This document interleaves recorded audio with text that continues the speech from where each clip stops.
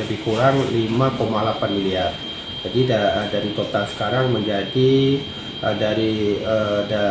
Syederalun Dinas Pemberdayaan Masyarakat dan Kampung Kota Lok Semawe telah menyerahkan pagu anggaran dana desa jatah tahun 2023 kepada para geci. Kepala Dinas Pemberdayaan Masyarakat dan Kampung Kota Lok Semawe, Dr. Andes Nasruddin pada Kamis 19 Januari 2023 menjelaskan, untuk jatah tahun 2023 bagi keseluruhan kampung di Kota Lok Semawe bertambah menjadi 5,8 miliar rupiah bila dibandingkan dengan tahun 2022. Di mana pada tahun 2022 total dana desa bagi 68 kampung di Kota Lok Semawe sebesar 53,9 miliar. Sedangkan untuk jatah tahun 2023 menjadi 59,7 miliar rupiah.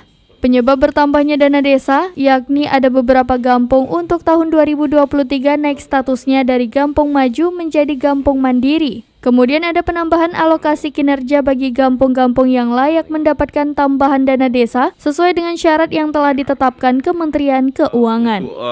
Jumlah DD sendiri tahun ini gimana perbandingan dengan tahun sebelumnya? Ya, alhamdulillah untuk di tahun ini kita ada penambahan lebih kurang 5,8 miliar. Jadi dari total sekarang menjadi